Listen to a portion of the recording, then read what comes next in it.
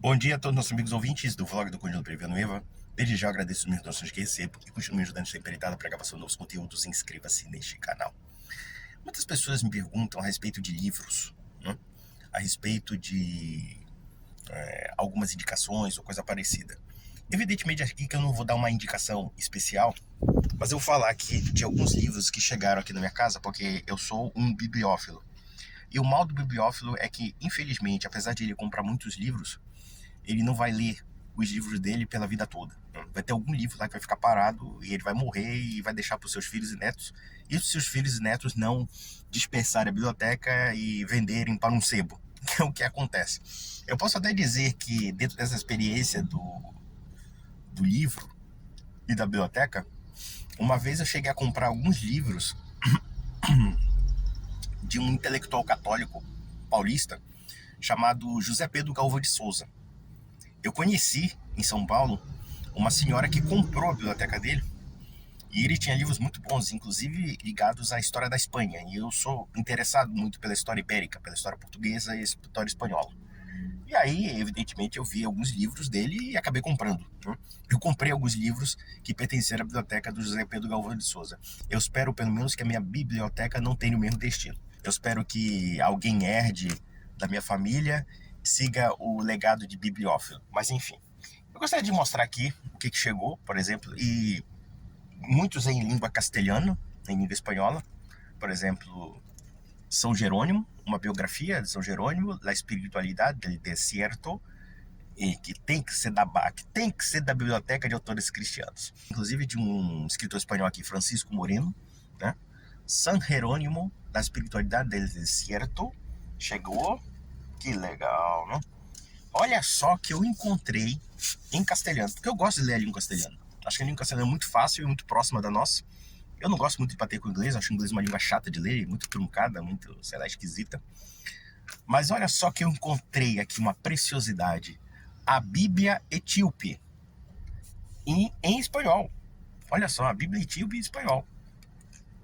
Que tem 88 livros dentro do seu cânon. Ou seja, existem livros que para nós ou são considerados apócrifos, ou então são considerados apenas textos patrísticos, que estão no cânon etíope, no cânon da Igreja Ortodoxa Etíope.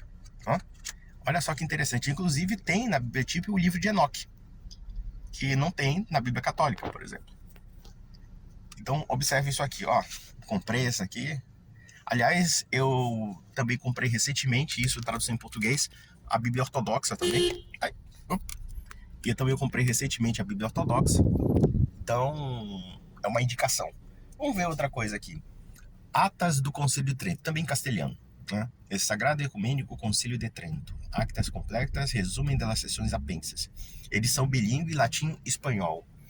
Deixa eu ver outra coisa aqui. Tal. Vamos ver outra. Outro livro. Será que é da BAC? Não. Aqui. O texto bíblico. A crítica textual da Bíblia à luz do conceito católico da revelação. Em castelhano.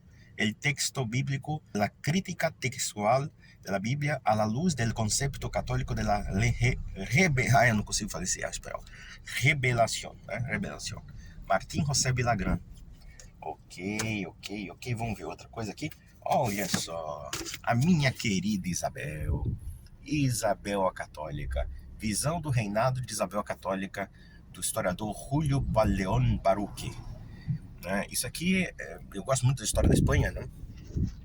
E o Julio Valleón Baruch, ele organizou algumas atas históricas a respeito da historiografia da Isabel Católica, né? De como a Isabel Católica foi retratada em diversas épocas da história, não somente do mundo hispânico, como também até mesmo do mundo europeu, a França, a Inglaterra, enfim, né? Pelo menos é o que eu sei, né? Não li o livro, mas enfim. Comprei mais um livro sobre questões Israel-Palestina, sobre o Hamas. Não morro de amores por esse grupo, acho que era um grupo bandido, mas enfim. Mas é interessante a gente ler, né, e ser informado, que é de um sujeito chamado Tarek Bakoni, ou Bakoni, né? Hamas, auge de pacificação da resistência palestina. Tem um viés, evidentemente, duvidoso, né, de querer tirar, né, livrar a barra do Hamas, que eu acho que o Hamas é um grupo criminoso, mas nós temos que ler, nós temos que realmente ouvir as partes para tirar a dúvida. Tem outro livro aqui que eu comprei também em castelhano, de um historiador francês chamado Jean Dumont, chamado Lepanto, la História Oculta, né? Que fala sobre a Batalha de Lepanto, onde os turcos foram derrotados, no que foi talvez a maior batalha naval da história da Europa, né? E talvez até do mundo. Então, uma indicação. Deixa eu ver outra coisa aqui. Império das Armas, está em espanhol também. A construção violenta da Revolução Industrial. Pria Satira. Deixa eu ver aqui. Vamos ler o que está escrito aqui. Entre os séculos 17 e 19, a Revolução Industrial transformou a Grã-Bretanha em uma economia agrícola e artesanal e outra dominada pela indústria, dando passo a um crescimento sem precedentes da tecnologia, do comércio e situando o país no centro da economia mundial. Porém, a história comumente aceitada, né, comumente aceita dessa revolução, associada a imagens de fábricas de algodão e máquinas de vapor, inventadas por gênios inigualáveis, passa por alto a verdadeira raiz da expansão econômica industrial, a lucrativa contratação militar, produto do estado de guerra quase constante do país ao largo de 100 anos. A demanda de armas e material bélico que permitiu a exércitos, armadas, mercenários, comerciantes, colonos e aventureiros britânicos conquistar uma imensa porção do globo impulsionou, né, a sua vez, ao auge de inumeráveis indústrias associadas, desde a metalurgia até os bancos, né, até a banca. Esse livro pioneiro traça a vida social material das armas britânicas ao longo de um século de guerra e violência quase constantes dentro e fora do país. Pria Satya ilumina o surgimento da Grã-Bretanha como superpotência mundial, as raízes do papel do governo no desenvolvimento econômico e as origens dos debates da nossa época sobre o controle de armas e a contratação militar. Interessante. Império das Armas.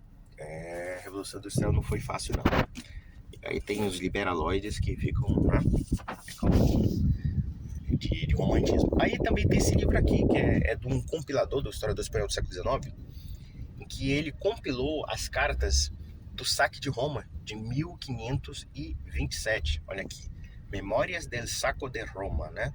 Memórias do saque de Roma. Tá aqui, ó. Memórias do saque de Roma, Antônio Rodrigues Villa.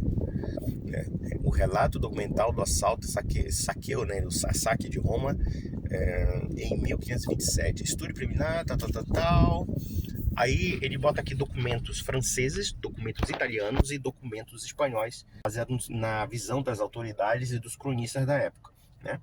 Vou ler aqui para vocês. O saque de Roma de 1527, a tomada e o saque também das sedes do pontificado e o cativeiro do Papa Clemente VII por tropas do imperador Carlos V é um fato histórico central para o desenvolvimento posterior da política, da teologia, inclusa na arte no mundo moderno. Alguns historiadores falam de uma consagração, mais ou menos intencionada, das mudanças que se avizinhavam ante a nascente reforma religiosa na Europa, que se resume nesse acerto, né, nessa assertiva. Roma ante o banquilho de Deus, a cadeira de Deus. Sem dúvida, este foi um ato central de constantes tensões de poder entre o Papa e o imperador. Na Espanha, a historiografia tradicional considera mais como um acidente nefando por suas implicações anticatólicas, pelo aplauso da elite reformista daquele momento na Espanha, e tem sido desfeito em argumentos apologéticos, desculpatórios, né, e excusatórios, por assim dizer, de escusas, né, de desculpas, né? Estou traduzindo aqui, estou traduzindo o livro do espanhol. Quiçá, por isso, e por diversas polêmicas sobre o acontecimento, o certo é que o saque de Roma não é um fato muito bem conhecido, né? Em Memórias do Saque de Roma, realizadas pelo historiador e arquivista Antônio Rodrigues Villa, em 1875, são uma autêntica joia histórica e da historiografia. Se trata de um exemplo como poucos da história e seus documentos. Graças a essa coleção, especialmente de correspondência de momento, conhecemos de primeira mão todos os feitos, ou fatos, né? Hechos, né? De alguma maneira, todos os documentos, alguns encifrados, nos relatam passo a passo e cronologicamente o detalhe dos antecedentes do feito histórico em si por parte de seus próprios protagonistas. Há que anotar o compilador um grande mérito de dispor de documentação de forma que A vivacidade das comunicações nos situa ante um autêntico e vívido relato do saque de Roma, ante um documento narrativo, às vezes quase ante uma novela epistolar. Então, esse aqui é um livro interessante, principalmente quando nós falamos da época da crise da Reforma, e não somente da Reforma, mas também o saque de Roma de 1527, que foi uma coisa terrível, né? Sangrenta. As tropas de Carlos V, sejam elas espanholas e também uma parte luteranas, que eram suíços, alemães, enfim, fizeram coisas assim indescritíveis em matéria de crueldade, em matéria de violência, e praticamente destruíram a Cidade Eterna, né? Destruíram e mataram milhares de pessoas, mataram, violaram, enfim, fizeram coisas assim extremamente horrorosas. Deixa eu ver outra coisa aqui. Ai, ai, ai, ai. Ah, tá aqui. Esse livro aqui, ó, Os Intelectuais da Revolução Francesa. Quem está divulgando, por incrível que pareça, é o pessoal de uma editora chamada Caravelas. Eu acho que isso é ligado à turma do Marcelo Andrade. Pelo menos ele está fazendo alguma coisa boa. Publicou um livro interessante de um sujeito chamado Daniel Mornet. Daniel Mornet, né? A Revolução Francesa aqui, nos Intelectuais da Revolução Francesa. Pelo menos o nosso queridíssimo Marcelo Andrade poderia estar muito mais preocupado em fazer divulgações de livros do que de palhaços como Renato Trebostão. Mas enfim, ninguém é perfeito, não é mesmo? Nem eu sou perfeito. Então, meus amigos, isso aqui são algumas indicações. Claro que esses livros aqui chegaram agora na minha casa. E um grande abraço.